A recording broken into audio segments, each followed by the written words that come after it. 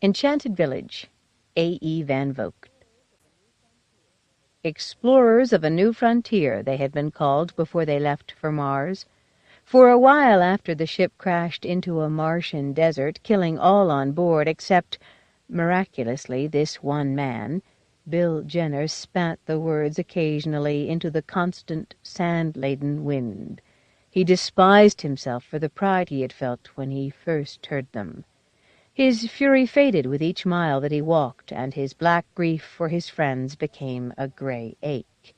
Slowly he realized that he had made a ruinous misjudgment. He had underestimated the speed at which the rocket ship had been traveling. He'd guessed that he would have to walk 300 miles to reach the shallow polar sea he and the others had observed as they glided in from outer space. Actually, the ship must have flashed an immensely greater distance before it hurtled down out of control. The days stretched behind him, seemingly as numberless as the hot, red alien sand that scorched through his tattered clothes. This huge scarecrow of a man kept moving across the endless arid waste. He would not give up. By the time he came to the mountain, his food had long been gone. Of his 4 water bags, only one remained, and that was so close to being empty that he merely wet his cracked lips and swollen tongue whenever his thirst became unbearable. Jenner climbed high before he realized that it was not just another dune that had barred his way. He paused, and as he gazed up at the mountain that towered above him, he cringed a little. For an instant he felt the hopelessness of this mad race he was making to nowhere. But he reached the top. He saw that below him was a depression surrounded by hills as high as or higher than the one on which he stood. Nestled in the valley they made was a village. He could see trees and the marble floor of a courtyard. A score of buildings were clustered around what seemed to be a central square. They were mostly low-constructed, but there were 4 towers pointing gracefully into the sky. They shone in the sunlight with a marble luster. Faintly there came to Jenner's ears a thin, high-pitched whistling sound. It rose, fell, faded completely, then came up again, clearly and unpleasantly. Even as Jenner ran toward it, the noise grated on his ears, eerie and unnatural. He kept slipping on smooth rock, and bruised himself when he fell. He rolled halfway down into the valley. The buildings remained new and bright when seen from nearby. Their walls flashed with reflections. On every side was vegetation, reddish-green shrubbery, yellow-green trees laden with purple and red fruit. With ravenous intent, Jenner headed for the nearest fruit tree. Close up, the tree looked dry and brittle. The large red fruit he tore from the lowest branch, however, was plump and juicy. As he lifted it to his mouth, he remembered that he had been warned during his training period to taste nothing on Mars until it had been chemically examined. But that was meaningless advice to a man whose only chemical equipment was in his own body. Nevertheless, the possibility of danger made him cautious. He took his first bite gingerly. It was bitter to his tongue, and he spat it out hastily. Some of the juice which remained in his mouth seared his gums. He felt the fire of it, and he reeled from nausea. His muscles began to jerk, and he lay down on the marble to keep himself from falling. After what seemed like hours to Jenner, the awful trembling finally went out of his body, and he could see again. He looked up despisingly at the tree. The pain finally left him, and slowly he relaxed.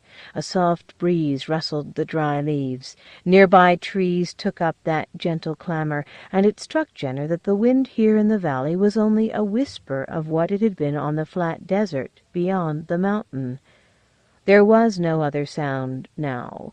Jenner abruptly remembered the high-pitched, ever-changing whistle he had heard.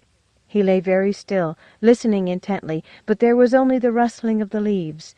The noisy shrilling had stopped. He wondered if it had been an alarm to warn the villagers of his approach.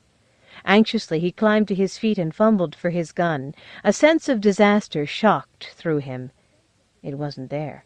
His mind was a blank, and then he vaguely recalled that he had first missed the weapon more than a week before. He looked around him uneasily, but there was not a sign of creature life. He braced himself. He couldn't leave, as there was nowhere to go. If necessary, he would fight to the death to remain in the village. Carefully, Jenner took a sip from his water bag, moistening his cracked lips and his swollen tongue. Then he replaced the cap and started through a double line of trees toward the nearest building. He made a wide circle to observe it from several vantage points. On one side, a low, broad archway opened into the interior. Through it he could dimly make out the polished gleam of a marble floor.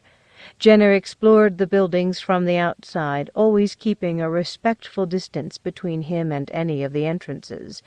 He saw no sign of animal life.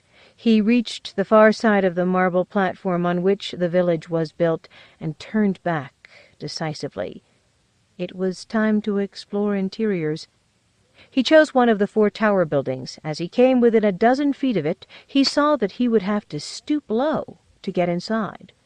Momentarily, the implications of that stopped him. These buildings had been constructed for a life form that must be very different from human beings. He went forward again, bent down, and entered reluctantly, every muscle tensed. He found himself in a room without furniture. However, there were several low marble fences projecting from one marble wall. They formed what looked like a group of 4 wide, low stalls. Each stall had an open trough carved out of the floor. The second chamber was fitted with 4 inclined planes of marble, each of which slanted up to a dais. Altogether there were 4 rooms on the lower floor. From one of them a circular ramp mounted up, apparently to a tower room. Jenner didn't investigate the upstairs. The earlier fear that he would find alien life was yielding to the deadly conviction that he wouldn't. No life meant no food or chance of getting any. In frantic haste he hurried from building to building, peering into the silent rooms, pausing now and then to shout hoarsely. Finally there was no doubt. He was alone in a deserted village on a lifeless planet, without food, without water, except for the pitiful supply in his bag, and without hope. He was in the 4th and smallest room of one of the tower buildings when he realized that he had come to the end of his search. The room had a single stall jutting out from one wall. Jenner lay down wearily in it. He must have fallen asleep instantly. When he awoke, he became aware of 2 things, one right after the other. The first realization occurred before he opened his eyes. The whistling sound was back, high and shrill. It wavered at the threshold of audibility. The other was that a fine spray of liquid was being directed down at him from the ceiling. It had an odor of which Technician Jenner took a single whiff. Quickly he scrambled out of the room, coughing, tears in his eyes, his face already burning from chemical reaction. He snatched his handkerchief and hastily wiped the exposed parts of his body and face. He reached the outside and there paused, striving to understand what had happened. The village seemed unchanged. Leaves trembled in a gentle breeze. The sun was poised on a mountain peak.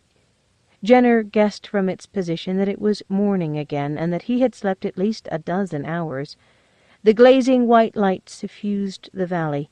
Half hidden by trees and shrubbery, the buildings flashed and shimmered.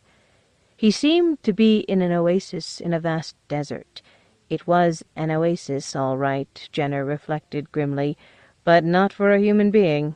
For him, with its poisonous fruit, it was more like a tantalizing mirage. He went back inside the building and cautiously peered into the room where he had slept. The spray of gas had stopped, not a bit of odor lingered, and the air was fresh and clean. He edged over the threshold, half inclined to make a test. He had a picture in his mind of a long-dead Martian creature lazing on the floor in the stall, while a soothing chemical sprayed down on its body. The fact that the chemical was deadly to human beings merely emphasized how alien to man was the life that had spawned on Mars. But there seemed little doubt of the reason for the gas. The creature was accustomed to taking a morning shower. Inside the bathroom, Jenner eased himself feet first into the stall. As his hips came level with the stall entrance, the solid ceiling sprayed a jet of yellowish gas straight down upon his legs. Hastily, Jenner pulled himself clear of the stall. The gas stopped as suddenly as it had started. He tried it again to make sure it was merely an automatic process. It turned on, then shut off. Jenner's thirst-puffed lips parted with excitement. He thought, if there can be one automatic process, there may be others. Breathing heavily, he raced into the outer room. Carefully, he shoved his legs into one of the two stalls. The moment his hips were in, a steaming gruel filled the trough beside the wall. He stared at the greasy-looking stuff with a horrified fascination. Food and drink. He remembered the poisoned fruit and felt repelled, but he forced himself to bend down and put his finger into the hot, wet substance. He brought it up, dripping, to his mouth. It tasted flat and pulpy, like boiled wood fiber. It trickled viscously into his throat. His eyes began to water and his lips drew back convulsively. He realized he was going to be sick and ran for the outer door, but didn't quite make it. When he finally got outside, he felt limp and unutterably listless. In that depressed state of mind, he grew aware again of the shrill sound. He felt amazed that he could have ignored its rasping even for a few minutes. Sharply he glanced about, trying to determine its source, but it seemed to have none. Whenever he approached a point where it appeared to be loudest, then it would fade or shift, perhaps to the far side of the village. He tried to imagine what an alien culture would want with a mind-shattering noise, although, of course, it would not necessarily have been unpleasant to them. He stopped and snapped his fingers as a wild but nevertheless plausible notion entered his mind. Could this be music? He toyed with the idea, trying to visualize the village as it had been long ago. Here a music-loving people had possibly gone about their daily tasks to the accompaniment of what was to them beautiful strains of melody. The hideous whistling went on, waxing and waning. Jenner tried to put buildings between himself and the sound. He sought refuge in various rooms, hoping that at least one would be soundproof. None were. The whistle followed him wherever he went. He retreated into the desert and had to climb halfway up one of the slopes before the noise was low enough not to disturb him. Finally, breathless but immeasurably relieved, he sank down on the sand and thought blankly, "What now?" The scene that spread before him had in it qualities of both heaven and hell. It was all too familiar now, the red sands, the stony dunes, the small alien village promising so much and fulfilling so little. Jenner looked down at it with his feverish eyes and ran his parched tongue over his cracked, dry lips. He knew that he was a dead man unless he could alter the automatic food-making machines that must be hidden somewhere in the walls and under the floors of the buildings. In ancient days, a remnant of Martian civilization had survived here in this village. The inhabitants had died off, but the village lived on, keeping itself clean of sand, able to provide refuge for any Martian who might come along. But there were no Martians. There was only Bill Jenner, pilot of the first rocket ship ever to land on Mars. He had to make the village turn out food and drink that he could take. Without tools except his hands, with scarcely any knowledge of chemistry, he must force it to change its habits. Tensely he hefted his water bag. He took another sip and fought the same grim fight to prevent himself from guzzling it down to the last drop. And when he had won the battle once more, he stood up and started down the slope. He could last, he estimated, not more than 3 days. In that time he must conquer the village. He was already among the trees when it suddenly struck him that the music had stopped. Relieved, he bent over a small shrub, took a good firm hold of it, and pulled. It came up easily, and there was a slab of marble attached to it. Jenner stared at it, noting with surprise that he had been mistaken in thinking the stalk came up through a hole in the marble. It was merely stuck to the surface. Then he noticed something else. The shrub had no roots. Almost instinctively, Jenner looked down at the spot from which he had torn the slab of marble along with the plant. There was sand there. He dropped the shrub, slipped to his knees, and plunged his fingers into the sand. Loose sand trickled through them. He reached deep, using all his strength to force his arm and hand down. Sand, nothing but sand. He stood up and frantically tore up another shrub. It also came easily, bringing with it a slab of marble. It had no roots, and where it had been was sand.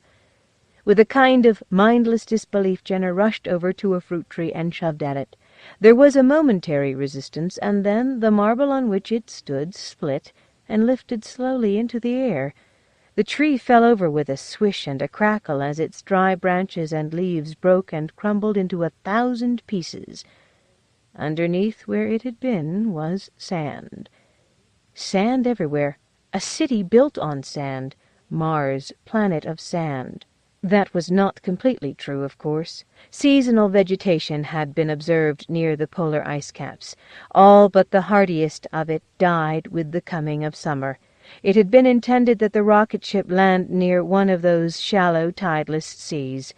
By coming down out of control, the ship had wrecked more than itself. It had wrecked the chances for life of the only survivor of the voyage. Jenner came slowly out of his daze. He had a thought then. He picked up one of the shrubs he had already torn loose, braced his foot against the marble to which it was attached, and tugged, gently at first, then with increasing strength. It came loose finally, but there was no doubt that the two were part of a whole. The shrub was growing out of the marble. Marble? Jenner knelt beside one of the holes from which he had torn a slab and bent over an adjoining section. It was quite porous, calciferous rock, most likely, but not true marble at all. As he reached toward it, intending to break off a piece, it changed color. Astounded, Jenner drew back. Around the break the stone was turning a bright orange-yellow. He studied it uncertainly, then tentatively he touched it. It was as if he had dipped his fingers into searing acid. There was a sharp, biting, burning pain. With a gasp, Jenner jerked his hand clear. The continuing anguish made him feel faint. He swayed and moaned, clutching the bruised members of his body. When the agony finally faded and he could look at the injury, he saw that the skin had peeled and that blood blisters had formed already. Grimly, Jenner looked down at the break in the stone. The edges remained bright orange-yellow. The village was alert, ready to defend itself from further attacks. Suddenly weary, he crawled into the shade of a tree. There was only one possible conclusion to draw from what had happened, and it almost defied common sense. This lonely village was alive.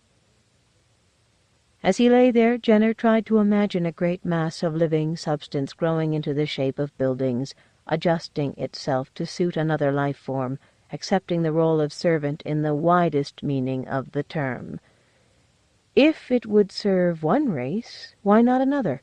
If it could adjust to Martians, why not to human beings? There would be difficulties, of course. He guessed wearily that essential elements would not be available. The oxygen for water could come from the air. Thousands of compounds could be made from sand. Though it meant death if he failed to find a solution, he fell asleep even as he started to think about what they might be. When he awoke, it was quite dark. Jenner climbed heavily to his feet. There was a drag to his muscles that alarmed him. He wet his mouth from his water bag and staggered toward the entrance of the nearest building. Except for the scraping of his shoes on the marble, the silence was intense. He stopped short, listened, and looked. The wind had died away. He couldn't see the mountains that rimmed the valley, but the buildings were still dimly visible, black shadows in a shadow world. For the first time it seemed to him that in spite of his new hope, it might be better if he died. Even if he survived, what had he to look forward to? Only too well he recalled how hard it had been to rouse interest in the trip and to raise the large amount of money required. He remembered the colossal problems that had to be solved in building the ship, and some of the men who had solved them were buried somewhere in the Martian desert. It might be 20 years before another ship from Earth would try to reach the only other planet in the solar system that had shown signs of being able to support life. During those uncountable days and nights, those years, he would be here alone. That was the most he could hope for, if he lived. As he fumbled his way to a dais in one of the rooms, Jenner considered another problem. How did one let a living village know that it must alter its processes? In a way, it must already have grasped that it had a new tenant. How could he make it realize he needed food in a different chemical combination than that which it had served in the past? That he liked music, but on a different scale system, and that he could use a shower each morning of water, not of poison gas. He dozed fitfully, like a man who is sick rather than sleepy. Twice he wakened, his lips on fire, his eyes burning, his body bathed in perspiration.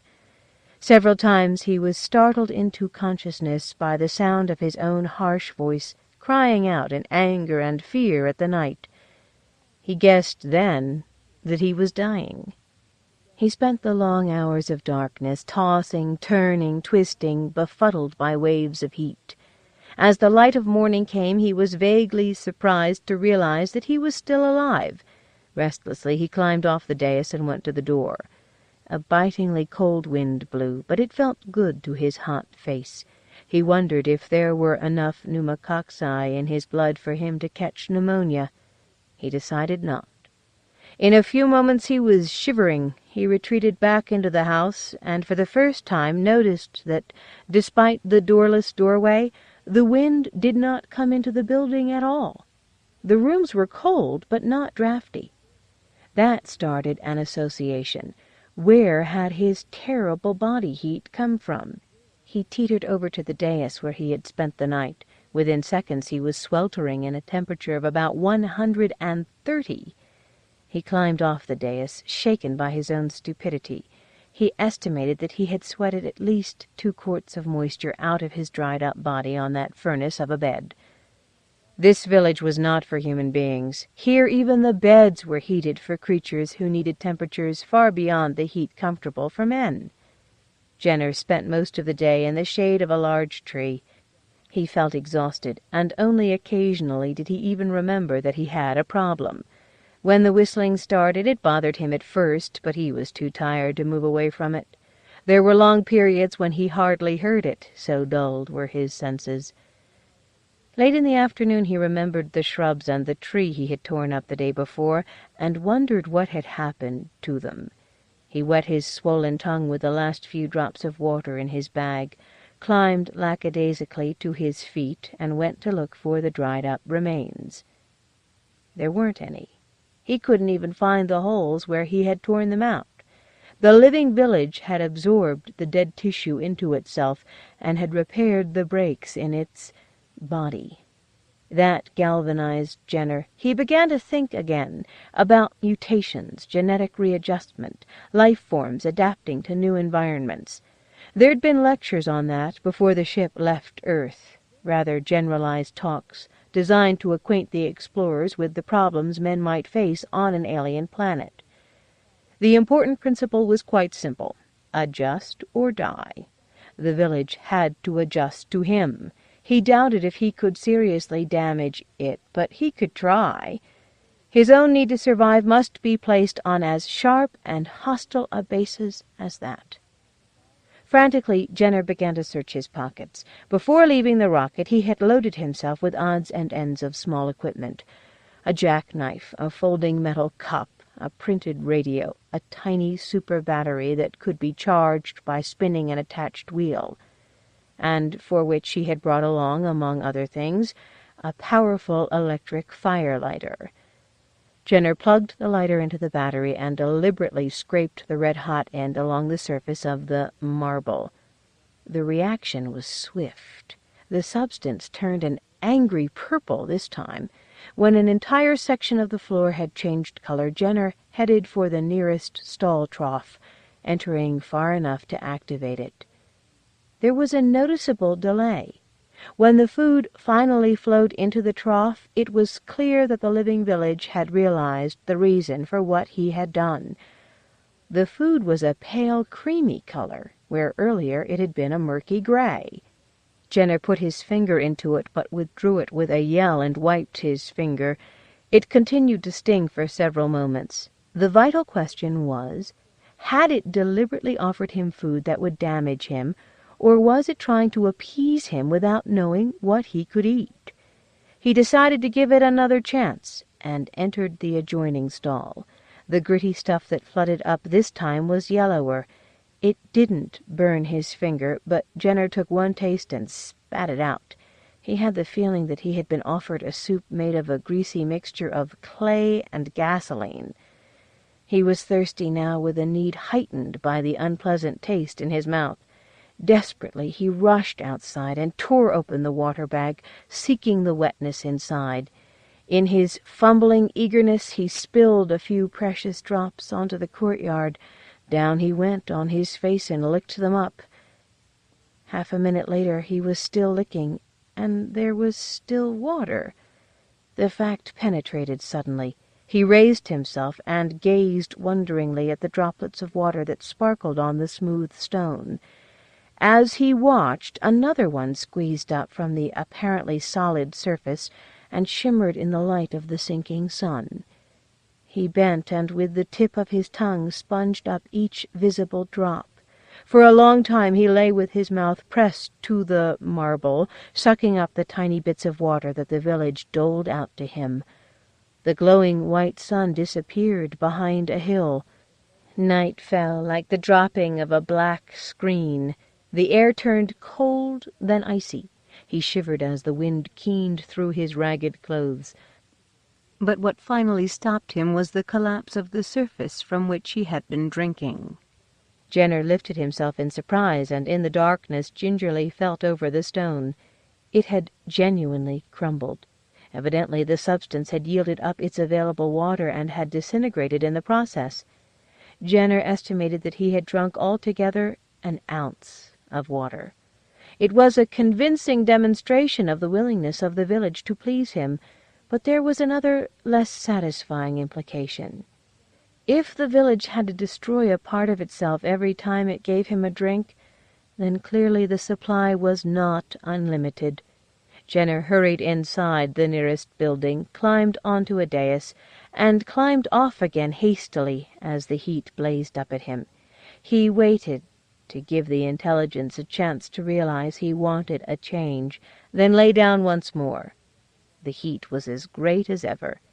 He gave that up because he was too tired to persist and too sleepy to think of a method that might let the village know he needed a different bedroom temperature. He slept on the floor with an uneasy conviction that it could not sustain him for long.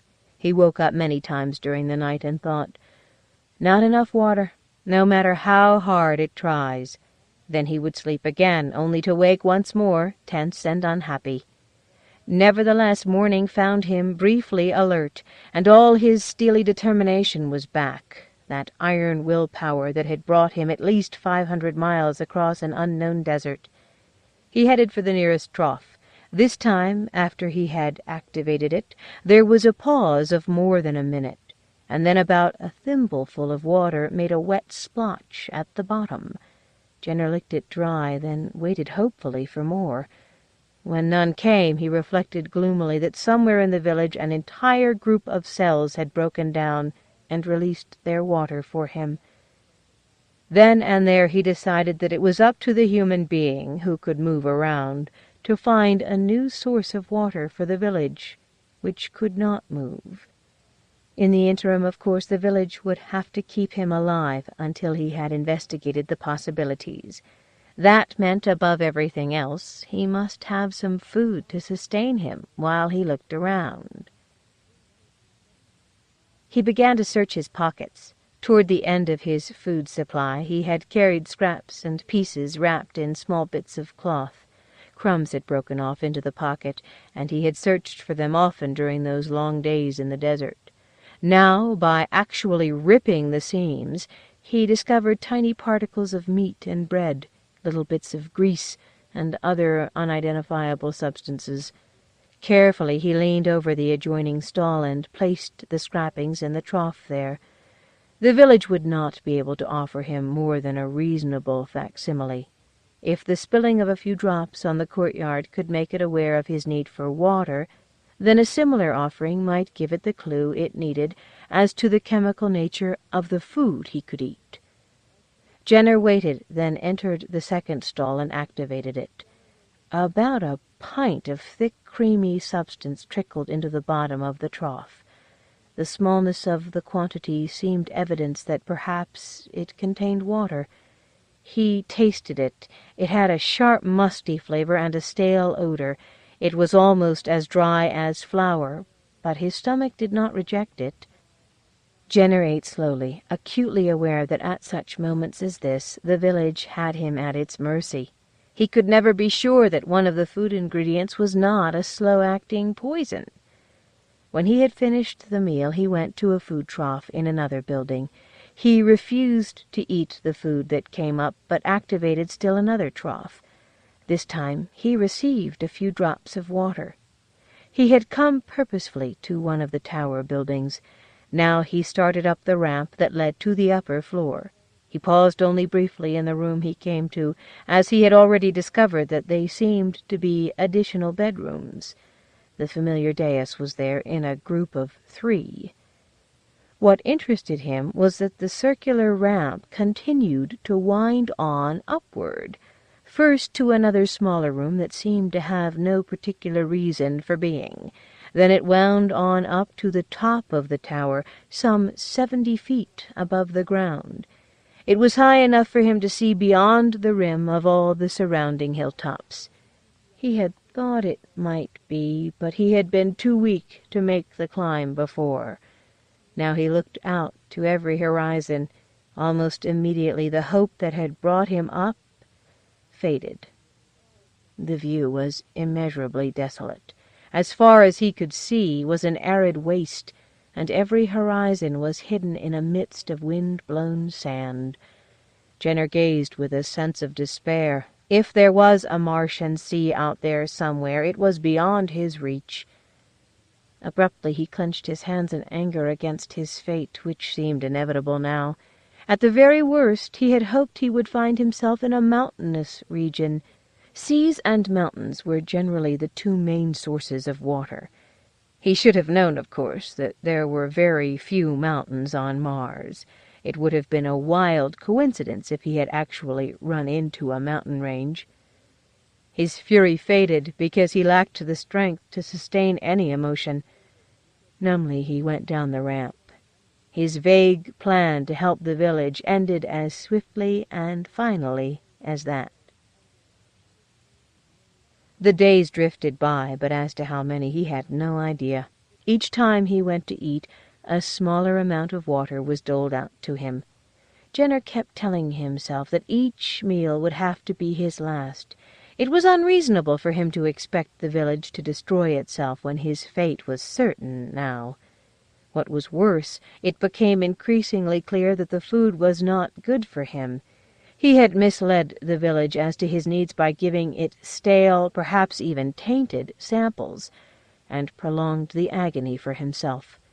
At times after he had eaten, Jenner felt dizzy for hours. All too frequently his head ached and his body shivered with fever.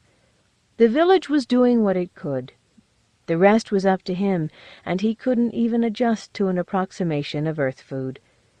For 2 days he was too sick to drag himself to one of the troughs. Hour after hour he lay on the floor. Sometime during the second night the pain in his body grew so terrible that he finally made up his mind. "If I can get to a dais," he told himself, "the heat alone will kill me, and in absorbing my body the village will get back some of its lost water." He spent at least an hour crawling laboriously up the ramp of the nearest dais, and when he finally made it, he lay as one already dead. His last waking thought was, "Beloved friends, I'm coming." The hallucination was so complete that momentarily he seemed to be back in the control room of the rocket ship, and all around him were his former companions. With a sigh of relief, Jenner sank into a dreamless sleep. He woke to the sound of a violin. It was a sad, sweet music that told of the rise and fall of a race long dead. Jenner listened for a while, and then with abrupt excitement realized the truth. This was a substitute for the whistling. The village had adjusted its music to him. Other sensory phenomena stole in upon him. The dais felt comfortably warm, not hot at all. He had a feeling of wonderful physical well-being. Eagerly he scrambled down the ramp to the nearest food stall. As he crawled forward, his nose close to the floor, the trough filled with a steamy mixture.